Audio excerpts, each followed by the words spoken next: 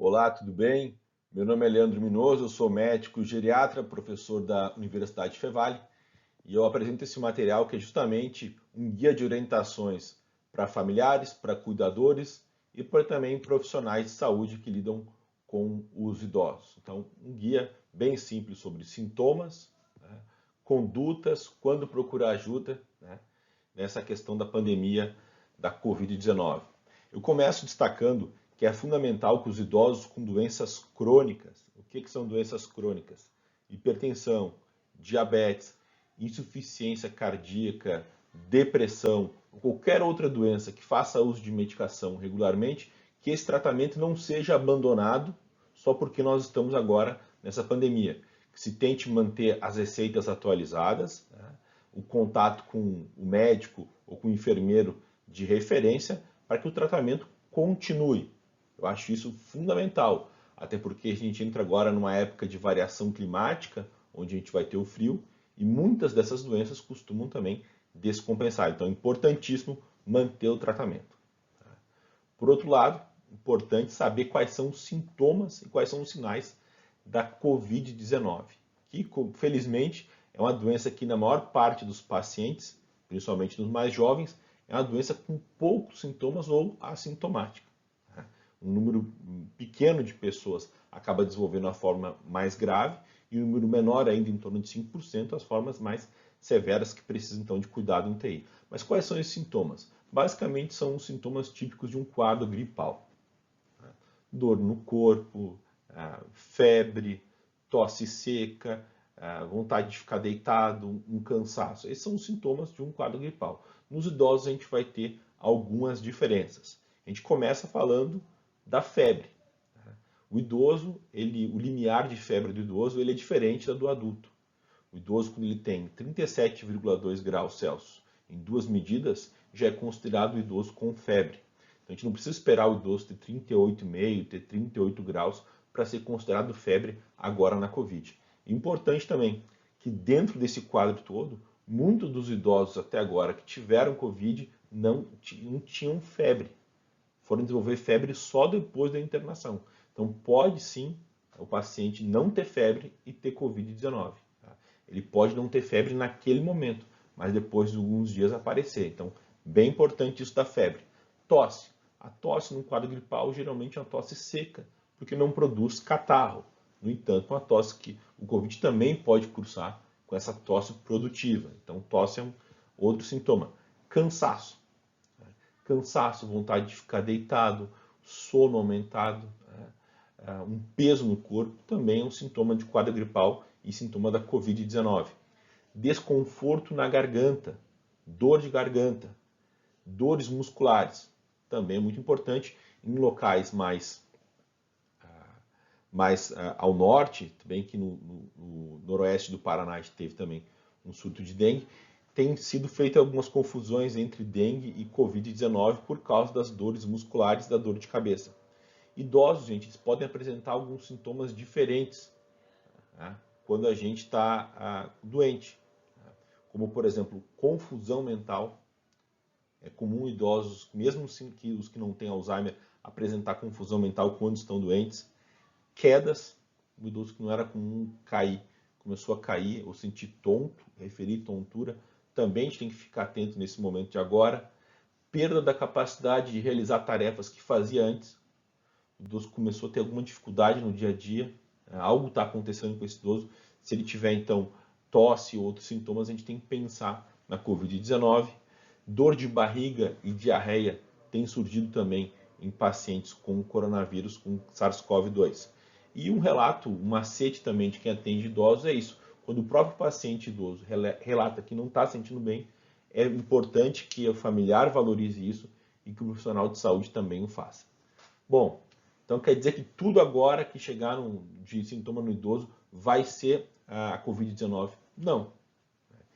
Falta de ar, que se iniciou há pouco tempo, a gente também tem que pensar em outros sintomas, como pneumonias causadas por bactérias, o infarto agudo do miocárdio, o infarto cardíaco, insuficiência cardíaca, descompensação de bronquite, por exemplo, embolia pulmonar e até mesmo quadros de ansiedade em idosos, que têm sido também muito comuns. Mas é importante a gente prestar atenção nesse conjunto de sintomas, tá?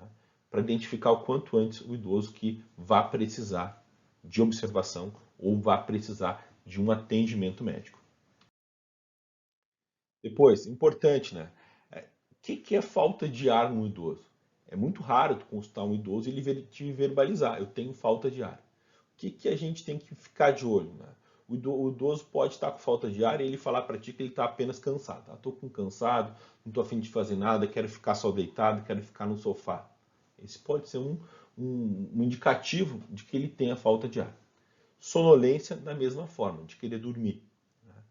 Um peso no peito, um aperto no peito, pode ser como ele se refere, ou que a respiração não está dando conta. E ele pode te referir a isso. Ou indiretamente, já quem tá cuidando de idosos agora, pode ficar de olho aquele idoso que antes fazia muita coisa, era serelepe, não parava, começa a ficar mais paradinho, né? Só ir da cama para o sofá ou ficar mais quieto. Isso pode ser um indicativo de falta de ar. E um detalhe importante, quando a gente tiver dúvida, a gente pode observar mais ativamente o idoso caminhando até o banheiro, o idoso dando uma volta no pátio, ver se coisas que ele conseguia desempenhar antes sem ficar cansado, se agora ele fica cansado, pode ser isso o indicativo da tal falta de ar, que tem sido um divisor de condutas agora na Covid-19. O outro macete, o idoso fala, né, e no final das frases começa a faltar ar e ele começa a ter palavras entrecortadas ao final das frases. Ou seja, o fôlego dele vai cansando na medida em que ele fala. Então, esse é um sinal também de falta de ar que a gente deve ficar atento. E numa parte mais prática, a gente pode contar as respirações que esse idoso tem por minuto. Deixa ele sentado numa cadeira ou deitado no sofá e tu vai contando quantas vezes, né, o idoso respira, ou por movimentos abdominais ou por movimentos torácicos. Se essa respiração tiver 24 vezes ou mais no minuto, né, então é um indicativo de que esse idoso não está respirando bem. Mesmo que ele não queira admitir, que ele queira falar que está tudo bem. Mas quando começa a sentir que a respiração está mais rápida, né, ou que ele está fazendo um esforço, ou que o idoso está com esse tipo de cansaço, então ele está com falta de ar. Fundamental saber disso. E um idoso com falta de ar, ele tem que ser avaliado por médico nessa questão da Covid. Por que eu digo isso? Muita gente está com medo de sair de casa para não se contaminar. Mas, no entanto, quando tiver falta de ar, é indicativo que seja avaliado pelo médico. Por último, resgatando aqueles sintomas que eu acabei de trazer, né? São sintomas típicos de quadros gripais, mas sabendo que o idoso pode ter confusão mental, pode ter perda de apetite, que eu acabei me passando e não falei também, pode não ter febre, pode ter essas formas atípicas de demonstrar falta de ar, né? Importante a gente saber disso, e saber que quando ele tiver esse quadro todo, né, e falta de ar, que ele deve então ser atendido. E o idoso que tem muita falta de ar, confusão mental, está em risco social, não tem quem cuidar dele, tem doenças crônicas graves, uma febre persistente, ou uma febre que deu, ficou 2 dias sem aparecer, depois retorna, são quadros que a gente vai ficando um pouco mais atento para a gravidade. Assim como a medição da oxigenação na ponta do dedo. Isso o médico ou o enfermeiro vai ver quando o paciente é atendido lá no pronto atendimento, ou na UPA, ou no hospital. Então são casos que a gente vai ter que internar esse paciente de alguma forma. São pacientes idosos que tendem a complicar. Essa doença, gente, ela tem uma característica, que o paciente começa com um quadro gripal leve, e mais ou menos entre o 5º e o 12º dia, né, em quem vai complicar, é aí que surge o problema. Então, se tu acha que o teu pai ou tua mãe ou o idoso que tu cuida está no começo de um quadro gripal e que não é nada, tem que ficar atento, observando ele pelo menos aí 10, 12 dias, porque ele tem um risco de piorar isso em um pouco tempo. Tá? Então é importante isso. Se for na consulta médica, o médico está tudo bem, não quer dizer que o quadro acabou, que tu está livre. Aí o médico me auscultou, me examinou e disse que não tem nada, que não é coronavírus. Não, gente, tem que ficar em casa, ficar muito atento, porque o quadro pode vir a piorar e uma nova consulta ser necessária, principalmente se falta de ar. Tá bem? Tem algumas situações que envolvem aspectos muito delicados, como, por exemplo, a gente não deve considerar apenas a idade, isso é um papo mais para profissionais de saúde, para tomar as decisões.